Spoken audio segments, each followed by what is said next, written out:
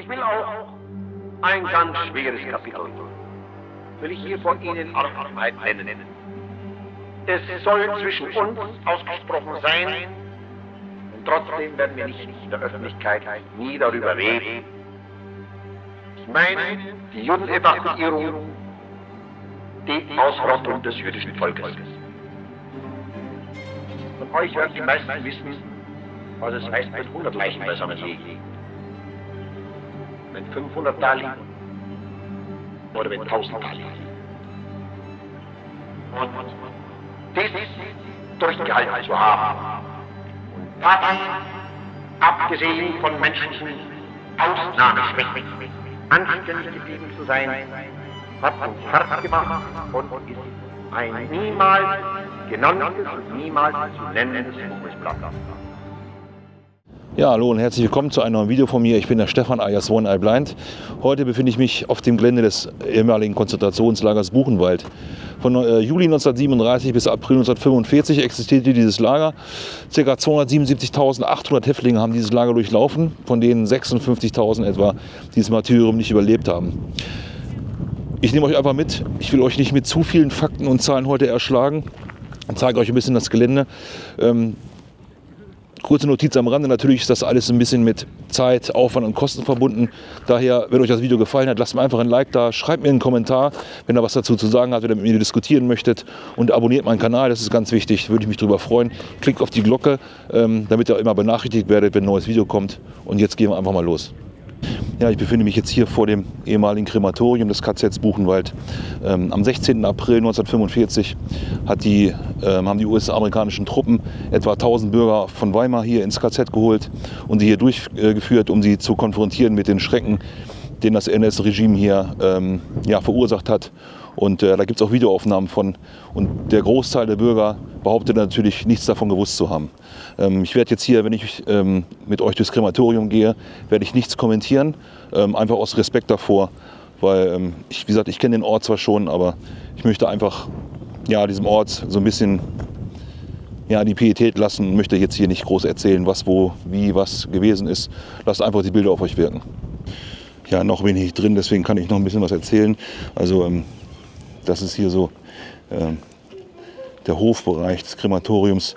Hier gibt es auch Aufnahmen, Videoaufnahmen und auch Fotoaufnahmen, die vielleicht manchen bekannt sind, wo die Amerikaner das Lager hier befreit hatten. Lagen hier haufenweise noch Tote vor der Mauer oder vor der Außenmauer hier, die SS einfach gar nicht mehr geschafft hat zu verbrennen in der Zeit.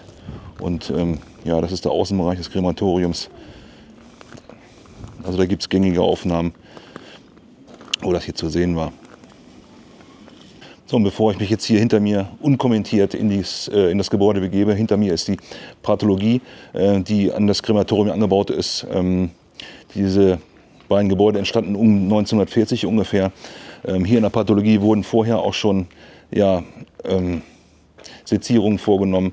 Hier wurden aus Menschenhaut Präparate hergestellt. Hier wurden Schrumpfköpfe hergestellt, also Köpfe, die auf Faustgröße geschrumpft worden sind. Die Präparate wurden teilweise unter der SS als Geschenke verteilt. Das muss man sich mal vorstellen. Deswegen, wenn ich jetzt hier reingehe, wie gesagt, ich lasse es alles unkommentiert und lasst es einfach auf euch wirken.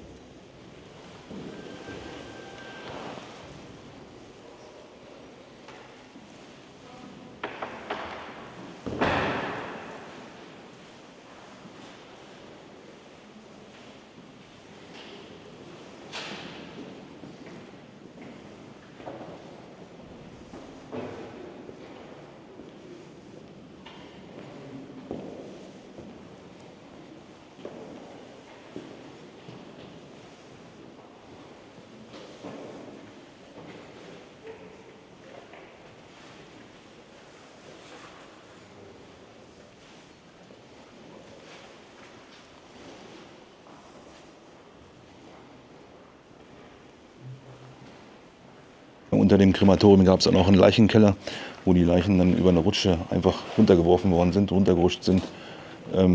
Später mit dem Fahrstuhl dann oben in das Krematorium gefahren worden sind. Und hier unten wurden dann halt auch Häftlinge an Haken aufgehängt zum Erdrosseln. Also selbst unten wurden hier Tötungen vorgenommen. Und auch das werde ich jetzt unkommentiert lassen, wenn ich da unten filme.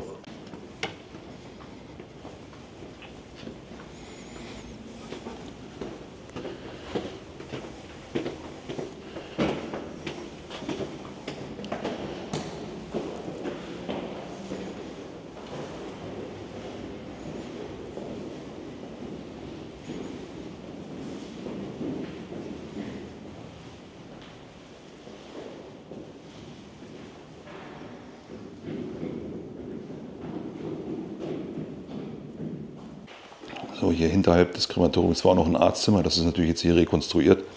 Hier waren eigentlich Latrinen untergebracht, ein paar wenige, die es hier gegeben hat. Und hier rekonstruiert, und zwar war die jetzt nicht an diesem Platz, die war außerhalb des Lagerzauns, aber hier rekonstruiert ist eine Genickschussanlage. Also hier haben auch Hinrichtungen stattgefunden. Hier haben die Häftlinge sich halt ahnungslos entkleidet.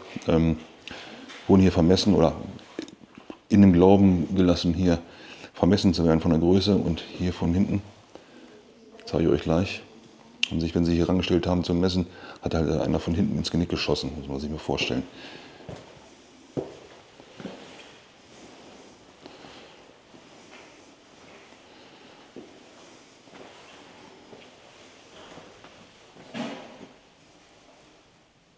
Ja, ein bisschen windig. Ich hoffe, man kann es trotzdem einigermaßen verstehen. Ja, das sind so die Ausmaße, die werde ich euch nochmal von oben zeigen, des Lagers Buchenwald. Die sowjetische Militäradministration hat eigentlich empfohlen, hier von Anfang an eine Gedenkstätte zu errichten. Aber die Parteiführung der SED war der Meinung, dass 1950 eine Thälmann-Gedenkstätte errichtet werden sollte und ließ die ganzen Baracken, die hier noch gestanden haben, abreißen. Also es ist eigentlich nur noch eine originale Baracke erhalten, die steht da hinten, die gucken wir uns auch nochmal an.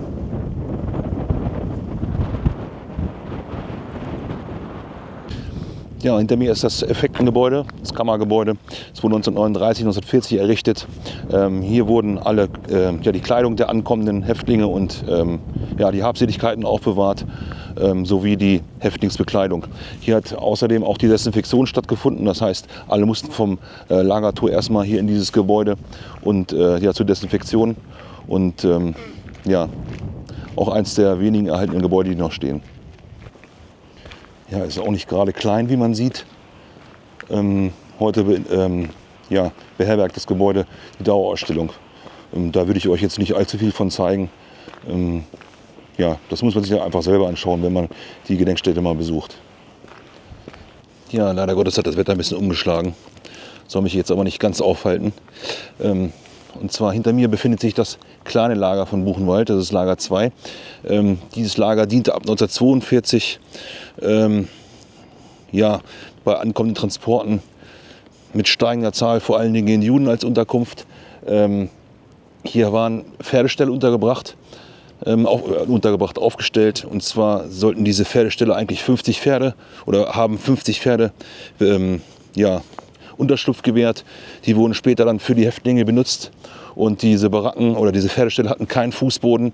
Das heißt, dieses Lager war vollständig von Schlamm überdeckt und pro Pferdestall waren bis zu 2000 Häftlinge hier untergebracht. Das heißt, hier war die Sterblichkeit auch am allerhöchsten. Und es gab hauptsächlich, wie gesagt, waren bis zur Befreiung des Lagers Buchenwald waren hier Juden untergebracht, die ab 1942, wie schon erwähnt, ansteigend immer mehr wurden hier in dem Lager 2. Und wie gesagt, hier waren die Sterblichkeit am allerhöchsten. Hier hinter mir ist die einzige Latrine, die dafür vorgesehen war. Und die Zustände waren hier am allerschlimmsten, weil im Hauptlager Buchenwald standen ja Baracken mit Fundamenten etc. Hier, wie gesagt, waren die hygienischen Umstände am allerschlimmsten, dadurch, dass es halt nur Pferdeställe waren. Hier war kein Wasser, Strom hier sowieso nicht, keine Heizung etc. Dadurch sind hier auch die meisten Menschen gestorben. Und auch hier wurden kurz vor Befreiung des Lagers, wurden auch die meisten Personen hier selektiert, um auf Todesmärsche geschickt zu werden. Nach der Befreiung wurde dann irgendwann, als die Gedenkstätte errichtet worden ist, wurde sich zu DDR-Zeiten mehr um das Hauptlager gekümmert. Diesen Bereich hat man einfach zuwachsen lassen. Hier wurde dann erst ab den 90er Jahren auf Initiative von Überlebenden, die zum Großteil in Amerika, also in den USA, ausgewandert sind, wurde dann sich hier drum gekümmert, und dahinter mir kann man es ein bisschen sehen, wurde dann das Mahnmal errichtet. Und vorher war das halt, wie gesagt, einfach nur zugewachsen und keiner hat sich da mehr drum gekümmert. Ja, ich habe, wie gesagt, heute nicht vorgehabt, zu viele Zahlen zu nennen und Daten zu nennen, aber um mal so ein bisschen die harten Fakten doch nochmal zu nennen, und zwar das Häftlingslager selber hatte 400.000 Quadratmeter, wurde umfasst von 3.500 Meter elektrischen Stacheldrahtzaun. Das Buchenwald hat selber 139 Außenlager gehabt und man schätzt um die 277.800 Häftlinge. Gestorben sind von denen, also nach den Zahlen, die erfasst worden sind, um die 56.000, die das Lager nicht mehr überlebt haben.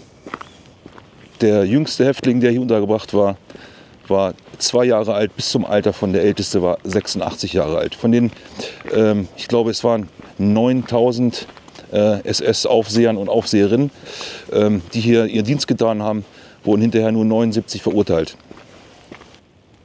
Ja, wie auch in Nordhausen, in Mittelbau-Dora, wo ich schon gefilmt habe, sowie auch in Bergen-Belsen. Oh, jetzt weiß ich nicht, ob ich jetzt gerade Mist erzähle, ob es in Bergen-Belsen das auch gegeben hat, aber auf jeden Fall in Mittelbau-Dora habe ich es schon gesehen. Auch hier gab es ein Lagerbordell, das an dieser Stelle hier gestanden hat. Das wurde natürlich auch abgetragen. Und zwar haben hier ab Mitte Juli 1943 19 Frauen aus dem Konzentrationslager Ravensbrück ihren, in Anführungszeichen, Dienst verrichtet. Das hört sich jetzt ein bisschen sehr makaber an, aber die wurden hier zur Prostitution gezwungen. Juden, Sinti, Roma und Russen, beziehungsweise Insassen des kleinen Lagers, was ich eben erwähnt hatte, waren natürlich von vornherein ausgeschlossen. Hier waren halt nur die anderen Häftlinge aus dem großen Lager dazu berechtigt, das Bordell zu benutzen, in Anführungszeichen. Die mussten auch dafür bezahlen.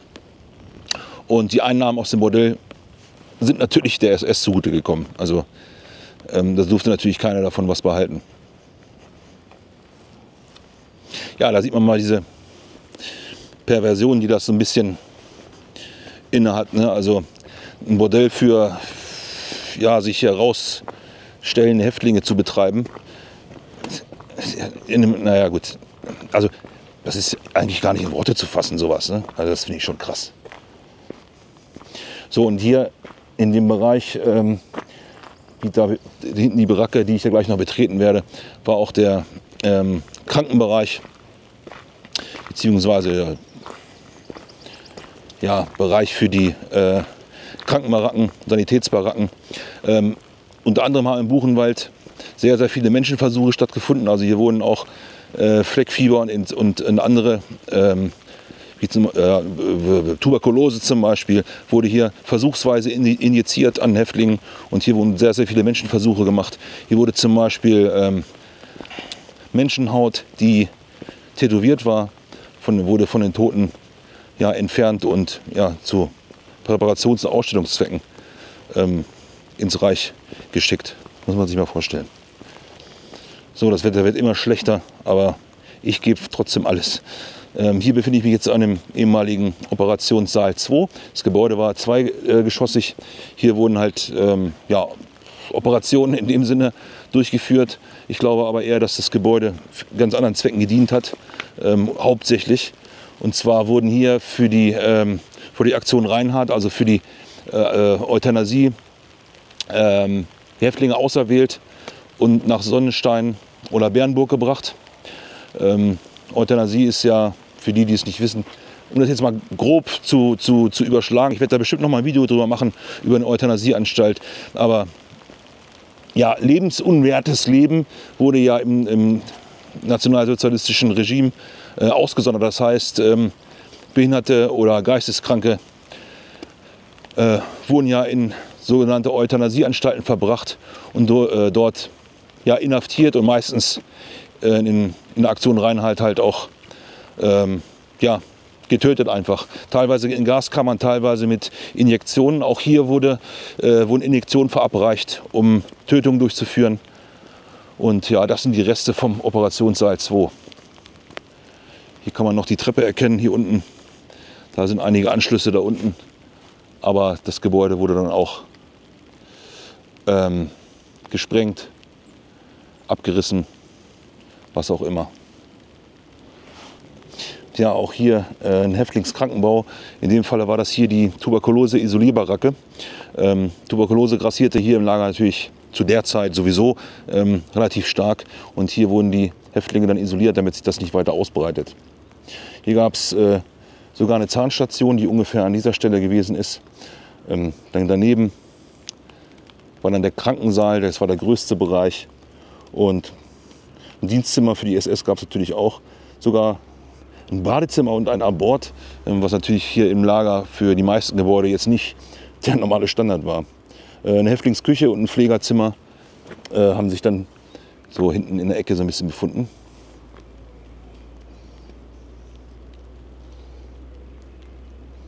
Und ja, dieses Gebäude wurde leider Gottes auch abgetragen. Also ich finde das immer schade, wenn, ich switch mal die Kamera um, ich finde das halt immer schade, wenn solche Gebäude abgetragen worden ist. Hier in dem Falle war es, glaube ich, nicht aus Gründen der Seuchengefahr, sondern einfach, weil man ja, das loswerden wollte, so wie sich das liest für mich. Also ich habe es jetzt leider auch nicht genau lesen können, aber wie ich vorhin schon erwähnt hatte, hat wohl die SED-Führung hier die meisten Gebäude abtragen lassen. Und finde ich halt immer schade, dass ja, sowas in der heutigen Zeit wird ja wirklich versucht, an sowas zu erinnern und viel zu erhalten und wieder freizulegen oder ja, zu rekonstruieren. Aber so in der Nachkriegszeit bis in die 80er Jahre, würde ich jetzt einfach mal aus meinem Bauch heraus sagen, wurde halt viel versucht, das nicht zu vertuschen, aber so Gras drüber wachsen zu lassen. Ne? Und das so ein bisschen, ja, ist Vergangenheit, wollen wir nichts mehr mit zu tun haben. Finde ich ein bisschen schade. Ja, an dieser Stelle war der Block 46. Hier war von der Waffen-SS eine Fleckfieber-Versuchsstation. Hier wurden halt den Häftlingen ja, für Versuche, für medizinische Pseudo-Forschungszwecke halt ja, Erreger injiziert, von denen natürlich die meisten das nicht überlebt haben oder ja, schwer krank geworden sind. So, da vorne ist einer der Original-Wachtürme zu sehen. Ich bin jetzt gerade außerhalb vom Zaun und hier sind Splitterschutzgräben für die SS, falls die nahegelegenen Wilhelm-Gustloff-Werke, die hier für Waffenproduktion genau neben dem Lager Buchenwald gestanden haben, angegriffen werden oder bombardiert werden, gab es hier richtige Splitterschutzgräben fürs Wachpersonal. Ja, und das sind die Ruinen der SS-Waffenmeisterei und des Musikzuges. Also hier ist, ja, hier wurde sich um die Waffen der SS gekümmert. Da vorne kann man gleich noch so ein bisschen links im Bild kann man noch ein bisschen die Ruinen erkennen des Musikzuges. Sanitäranlagen hat es wenigstens auch hier drin gegeben. Ja, was heißt wenigstens? Es war natürlich außerhalb des Lagers und ist somit ja, nur für die SS vorgesehen gewesen. So, hier befinde ich mich jetzt am ehemaligen Steinbruch, der zum KZ Buchenwald gehört hat. Hier sind auch etliche Gefangene dabei ums Leben gekommen. Es wurde eine Skizze gefunden, deren Herkunft bisher noch unbekannt ist. Da sind 8 Stolleneingänge vermerkt gewesen. Die Amerikaner haben 2 Stolleneingänge ja, aufgemacht bzw. entdeckt und haben Wertgegenstände dort rausgeholt und haben sie ins Hauptquartier der US-Streitkräfte gebracht. Was danach passiert ist mit den sowjetischen Streitkräften, ist nicht genau belegt. Auf jeden Fall wurden hier 2019 nach Recherchen vom MDR ja, Stolleneingänge wieder gefunden mit Bodenradar etc. Davon wurden 4 Eingänge zu 3 Kammern geöffnet, von denen die Kammern allerdings leer waren. Also da drin wurde nichts mehr gefunden. Und die restlichen 4 Stolleneingänge, die es hier noch geben soll, die wurden ja gar nicht erst geöffnet. Also es muss hier in dem Steinbruch auf jeden Fall noch Stolleneingänge geben. Was da drin ist, das weiß bis heute keiner so genau. Und jetzt zeige ich euch den Bereich des Steinbruchs einfach mal hier vorne, glaube ich, mich dran zu erinnern an der Doku, dass da kann man es auch ein bisschen sehen, das ist ein bisschen heller oder der Bereich sieht ein bisschen neuer aus. Das ist ein Bereich, der aufgemacht worden ist. Da hinten kann man so ein bisschen Steinbruch erkennen. Also ich schätze mal einfach, dass da der eine Stollenangang war und da hinten noch weitere waren und vielleicht ja, einfach genau unter mir, wo ich gerade stehe. Ich weiß nicht, ob man es jetzt genau erkennen kann. Nee, nicht so genau. Hier unter mir könnten auch noch Stollen verborgen sein, aber das weiß ich selber jetzt nicht genau. So, ich musste jetzt doch mal hier runter in dem Steinbruch, weil ich von Weitem gesehen habe, dass hier irgendwie, ich dachte, das wäre eine Baggerschaufel oder so, aber das scheint irgendwie doch aus dem Stollen zu sein. Ich frage mich jetzt gerade echt nur, warum das hier liegt unter freiem Himmel vor sich hingammelt. Ne, also hier vorne, da scheint mir dieser eine Stollen, oh, das habe ich zu hoch geschwenkt, Entschuldigung, da scheint mir dieser eine Stollen zu sein, der mal aufgemacht worden ist. Und hier liegen halt so viele Trümmer rum, so Schrott, Metallschrott. Und wenn ich mir das hier mal angucke, kann einer erkennen, was da steht, aber das ist doch hier altdeutsche Schrift. Also für mich sieht das aus, als wenn das aus dem Stollen kommt. Ja, das macht mich jetzt hier ein bisschen stutzig, was dieser Schrott hier rumliegt, vor allem mit dieser altdeutschen Schrift da oben drauf. Das finde ich ja ein bisschen crazy. Und vor allem das hier, wo ich dachte, das wäre eine Baggerschaufel, das ist eine Lore, eine Kipplore. Und hier das Gestell, das scheint ja aus dem Stollen zu sein. Also ganz ehrlich, da werde ich oben gleich mal nachfragen, weil das würde mich ja mal interessieren. Wenn das aus dem Stollen ist, warum das hier einfach so rumliegt. Ja, hinter mir könnt ihr jetzt den Bahnhof vom KZ Buchenwald erkennen. Auch noch teilweise freigelegte Schienen, die hier sind. Also hier haben etliche Schienen gelegen. Im 1943 mussten Häftlinge in nur 2 Monaten die Schienenanlage Richtung Weimar, das sind ungefähr 10 Kilometer, mussten sie die Schienen verlegen, damit die Häftlinge, die in Weimar angekommen sind, hier hochgefahren werden konnten. Von hier sind auch etliche Transporte ins Konzentrationslager Auschwitz gelaufen, für die Vernichtung von den Häftlingen. Und hier sind, allein auf diesem Bahnhof sind 100.000 Häftlinge angekommen aus ganz Europa, um die hier im KZ Buchenwald zu inhaftieren.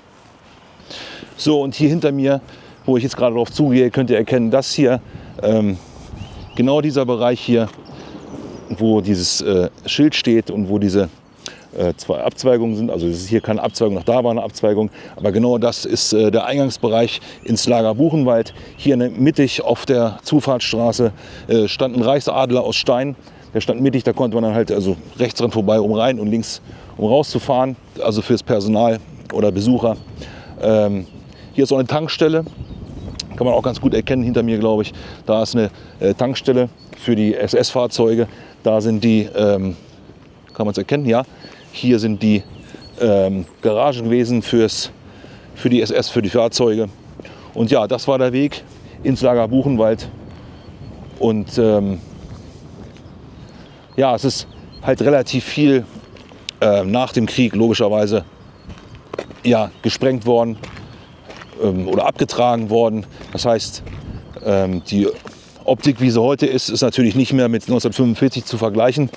Aber schön ist halt, dass man hier trotzdem noch relativ viele Gebäude noch erkennen kann. In Bergen-Belsen zum Beispiel, wenn ihr da mal ein Video kennt, ist das natürlich nicht mehr der Fall. Da ist von Gebäuden nichts mehr zu erkennen, außer noch Fundamente, die nach und nach trotzdem wieder freigelegt werden. Aber hier hat man wenigstens noch so eine kleine Vorstellung, wie das mal gewesen ist, auch wenn die Lagerbaracken selber alle nicht mehr stehen.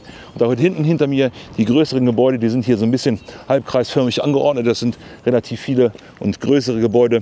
Das war ja, fürs SS-Personal die Wohngebäude, also die Baracken. Ja, also Baracken waren es im Endeffekt nicht, sondern richtige Wohngebäude.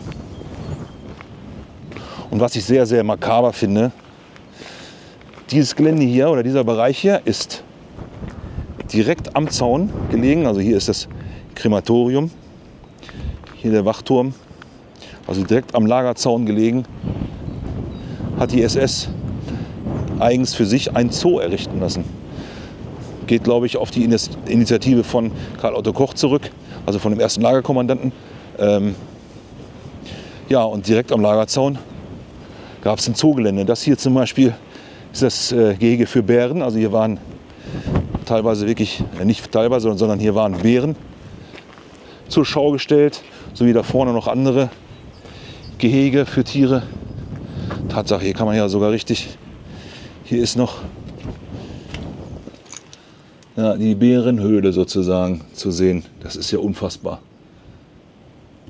Ja gut, die ist natürlich jetzt mit der Kette zugemacht, da will ich auch gar nicht weiter rein. Aber es ist schon, also unfassbar. Zur Belustigung für das Wachpersonal wurde halt hier ein Zoo errichtet. Und es gibt in einer Ausstellung, fand ich erschreckend sowie interessant zugleich, es gibt in der Ausstellung ein Relikt, wobei in der Ausstellung sehr, sehr viele Relikte aus der Zeit des KZ Buchenwald sind. Ist auf jeden Fall ein Besuch wert, auch sich die Ausstellung mal anzugucken. Auf jeden Fall ist da oben ein Fotoalbum, ja, das für oder auf Weisung von dem Kommandanten Koch erstellt worden ist, wo er mit seinem Sohn, der zu der Zeit 2, 3 Jahre alt gewesen sein muss, ja, angelegt worden ist mit Fotos von ihm und seinem Sohn mit der Überschrift "Mit Papi im Zoo". Und man muss sich vorstellen, direkt nebenan verhungern und sterben Tausende von Häftlingen. Also das finde ich so makaber, unfassbar. So, also was hier noch für Gehege sind, weiß ich jetzt nicht genau, ob das hier, sieht fast jetzt gesagt Pinguinbecken. Da hinten sieht man auch noch so ein bisschen Reste. Aber das finde ich schon krass, ne? Also hier ein Zoo zu besichtigen und nebenan, nein, das ist krass. Ja, und damit die Bären nicht abhauen, sind hier teilweise wirklich sogar noch die Schutzvorrichtungen angebracht, also richtig mit Spitzen und so. Das ist ja krass, ey. Also ja, gibt sogar Fotos von, wo hier die Bären drin waren. Das ist ja krass, ey. Ja, da drin kann man sogar noch in dem Durchbruch kann man sogar noch das Gitter erkennen. Hier waren wahrscheinlich getrennt drin. Krass. Ja, das war mein kleiner Rundgang durchs Konzentrationslager Buchenwald. Ich wollte euch jetzt heute nicht zu sehr mit Zahlen und Fakten erschlagen, also nicht zu viel. Ein bisschen habe ich natürlich schon erzählt, aber ja, wenn nicht alles, was man zu diesem Lager erzählen könnte, was hier passiert ist, was es noch für Aufzeichnungen gegeben hat, alleine über den ersten Lagerkommandanten Karl Otto Koch und seine Frau Ilse Koch, die auch relativ bekannt gewesen ist, die auch vor Gericht gestanden hat. Ja, war ihr Mann, der wurde noch kurz vor Befreiung des Lagers, also kurz vor Kriegsende, hingerichtet, weil er ja, einfach korrupt gewesen ist. Er war so korrupt, dass sogar die SS ihn hat verhaften lassen und wurde noch kurz vor Befreiung des Lagers hingerichtet. Ilse Koch selber, also seine Frau, wurde danach vor Gericht gestellt. Ja, und wie gesagt, alleine über die Zeit oder den nachfolgenden Kommandanten Pister hätte man jetzt stundenlang erzählen können. Und was hier noch für Leid passiert ist und was es für Fakten und Daten gab, alleine über die Gustloff-Werke, die hier noch angegrenzt sind, hätte man noch viel erzählen können. Aber das würde den Rahmen jetzt komplett sprengen. Von daher würde ich sagen, beende ich meinen Rundgang für heute. Und ich hoffe, der Rundgang hat euch ein bisschen gefallen. Wenn dem so ist, lasst mir gerne einen Daumen nach oben da, schreibt mir einen Kommentar. Und ja, wir sehen uns im nächsten Video. Bis dahin, macht's gut.